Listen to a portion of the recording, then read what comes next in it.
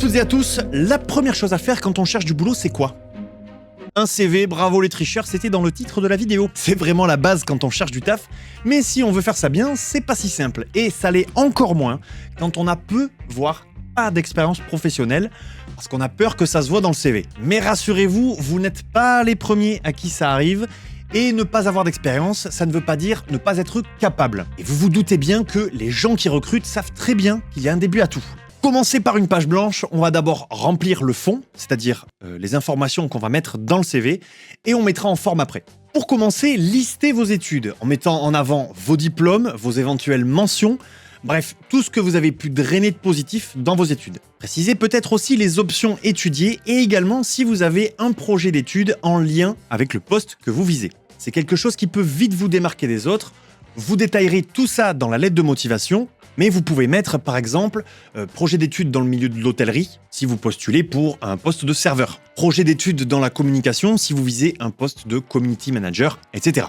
Peut-être aussi que votre langue maternelle n'est pas le français, ou dans tous les cas que vous êtes bilingue, portugais, espagnol, anglais, italien, flamand, allemand, tchèque, polonais, arabe. Je vais pas tous vous les faire, mais vous avez compris l'idée. Globalement, tout ce qui montre que vous êtes motivé et que vous êtes curieux, que vous savez pourquoi vous postulez et que vous êtes travailleur, il faut le mettre. Alors vos études c'est une chose, mais peut-être que dans la vie, vous avez des hobbies, des passions. Et ça m'amène à mon deuxième point. Avoir des hobbies, c'est bien et ça peut paraître anodin, mais ça peut être un atout majeur, à condition bien sûr que ce soit un talent cohérent et en rapport avec le boulot pour lequel vous postulez.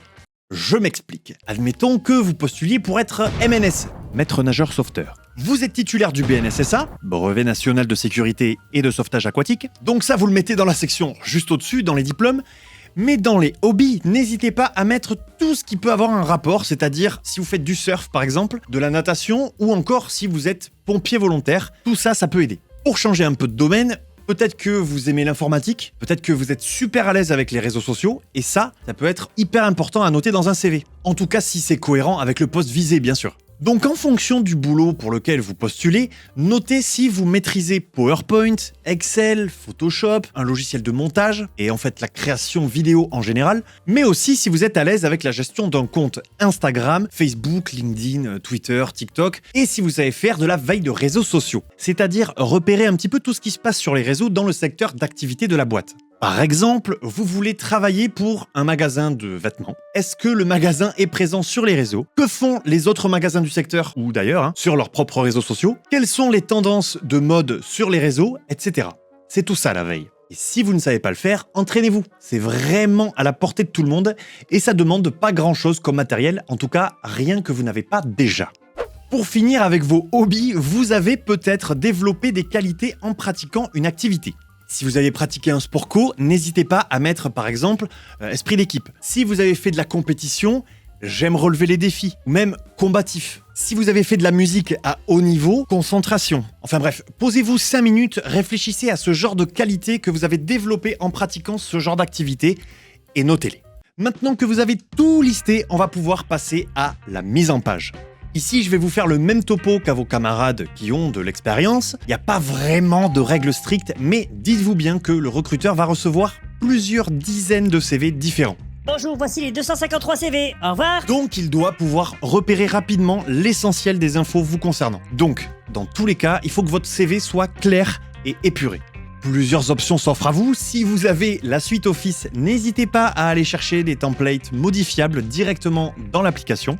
Sinon, cherchez de l'inspiration sur Internet. Je vous invite notamment à aller faire un tour sur le site Mon CV Parfait, malheureusement payant, mais qui peut vous donner de bonnes idées de mise en page à reproduire sur des logiciels totalement gratuits. On n'est pas là pour payer, on est là pour trouver du boulot. Après, si vous avez les moyens de payer, libre à vous de le faire, mais je trouve ça dommage, et puis vous serez tellement content avec votre CV que vous avez fait vous-même de A à Z.